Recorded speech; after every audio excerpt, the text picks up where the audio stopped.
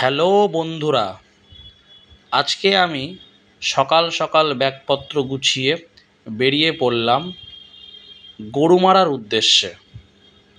প্রচণ্ড ঠান্ডা ছিল। আমি বাইক নিয়ে বেরিয়ে পড়লাম একদম আর্লি মর্নিংয়ে। শিলিগুড়ির ফুলবাড়ি মোড় থেকে বাদিক হয়ে গাজলডোবায় গিয়ে তিস্তা ব্রিজের ওপরে দাঁড়িয়ে বেশ কিছু ফটোশ্যুট করলাম আমার নিজের গাড়ির এবং আমার, প্লাস সেই ব্রিজের সৌন্দর্য, প্রাকৃতিক সৌন্দর্য দারুণ। পাশ দিয়ে তিস্তা নদী বয়ে চলেছে, দারুণ দারুণ লাগছিল। জাস্ট প্রচণ্ড ঘন কুয়াশা ছিল, বাট বেলা বাড়তেই কুয়াশাটা কেটে যায়।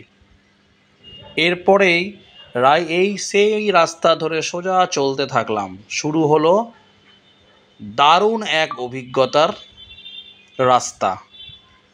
ডান দিক এবং বাঁ দিক জুড়ে ঘন অরণ্য। জলপাইগুড়ি ডিস্ট্রিক্টে এন্টার করে গেছি।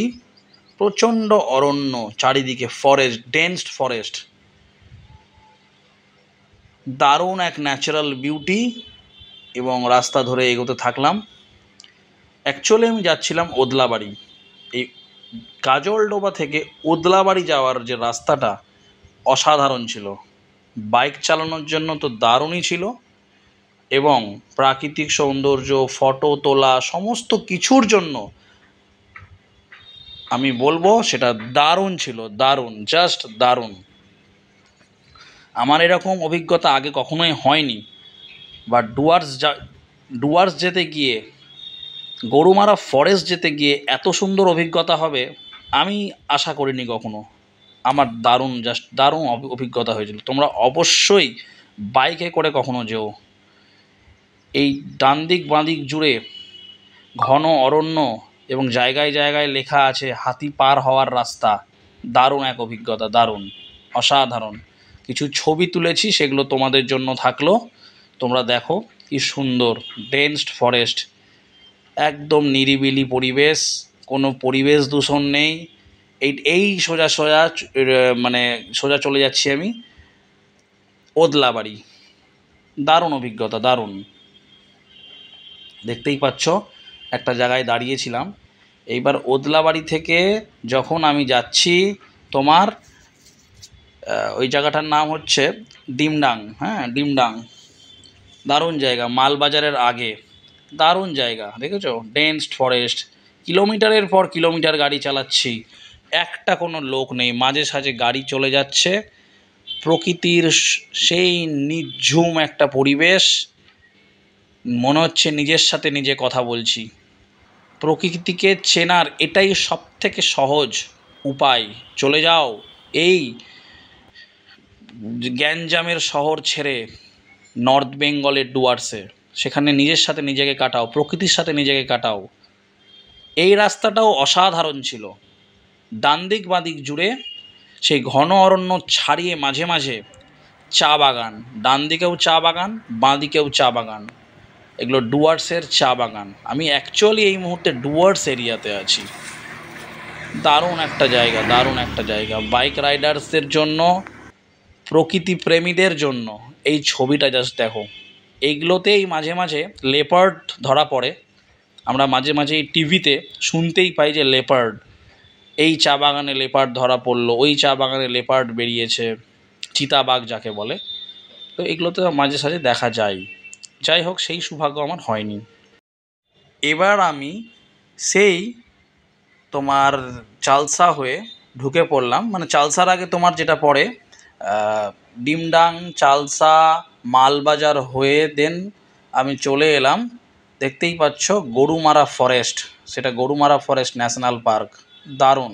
যদিও আমি ফরেস্টে ঢুকিনি, ন্যাশনাল পার্কের এই যে দেখতে পাচ্ছ।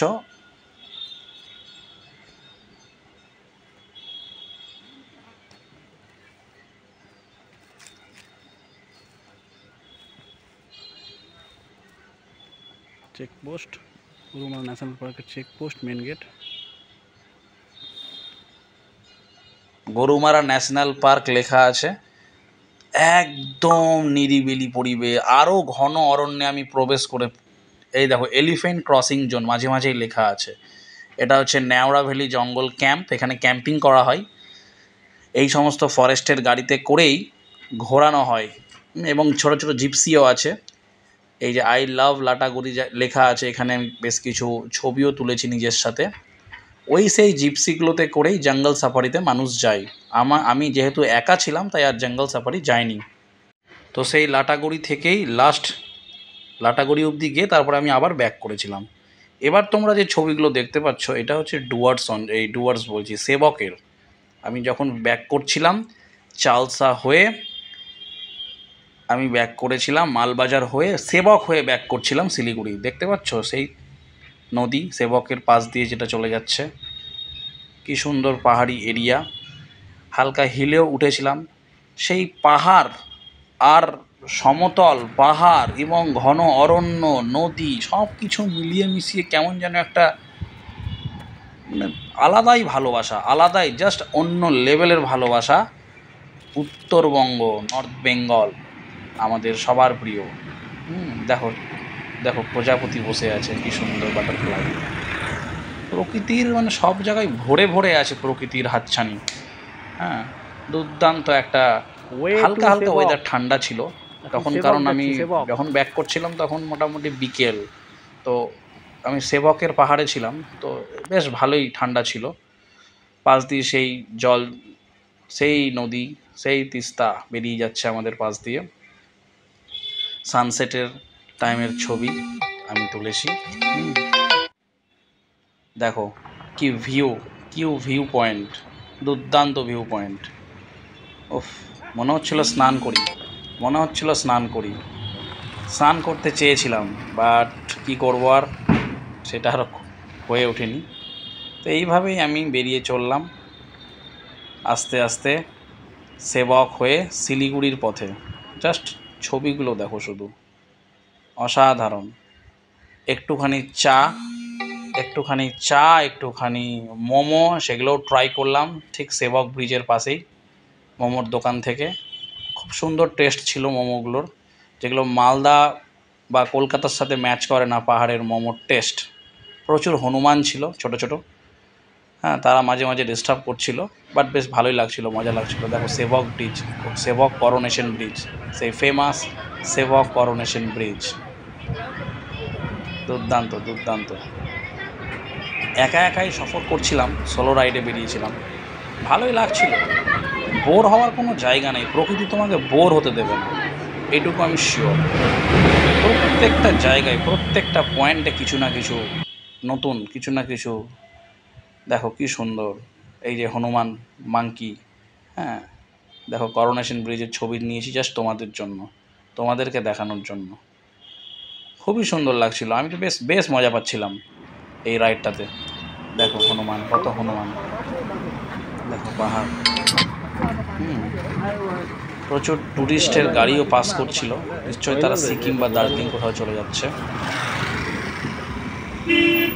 বেশ ভালো লেগেছিল আমার, সত্যি বলছি। তোমরাও যদি পারো গ্রুপে বা একা ঘুরে এসো, পাহাড় থেকে ঘুরে এসো, জঙ্গল থেকে ঘুরে এসো, অনেক কিছু শিখবে। প্রকৃতি তোমাকে শেখাবে বিপদ থেকে কিভাবে বাঁচতে হয়, কিভাবে অ্যাডজাস্ট করে নিতে হয়। এবং যারা মানসিক চিন্তায় ভুগো, স্ট্রেসড হয়ে গেছো কাজ করতে করতে, চলে যাও পাহাড়ে, স্ট্রেস রিলিফ হয়ে যাবে। এই দেখো, আমি কিছু হাতিও দেখতে পেয়েছিলাম যখন আমি ন্যাওড়া ভ্যালি ক্যাম্পের ভেতরে ঢুকেছিলাম। তোমাদের জন্য এই ছবিগুলো শেয়ার করলাম, খুবই সুন্দর। দেখতেই পাচ্ছ হাতির পিঠে চড়ে একবার ডুয়ার্সটা বা ন্যাশনাল পার্ক, গরুমারা ন্যাশনাল পার্কটা সাফারি করার ইচ্ছে আমার থেকেই গেল। নেক্সট টাইম অবশ্যই করব। জিপসির থেকেও বেশি ভালো হবে হাতির পিঠে চড়ে পুরো ফরেস্টকে ভ্রমণ করা। এইভাবেই আমি আমার জঙ্গল safari, bike ride, solo ride, যেটাই বলো না কেন তোমরা, কি সুন্দর রাস্তা দেখো শুধু। আমি জাস্ট মুগ্ধ হয়ে গেছিলাম ছবিগুলো তুলতে। দেখো ময়ূর, ওপেন ময়ূর, কোনো ব্যাপারই না। যাই হোক, নেক্সট আবার কোনো ভ্লগ আসবে, এই ভ্লগটাকে এনজয় করো এবং ডেফিনেটলি তোমরাও ঘুরে এসো ডুয়ার্স।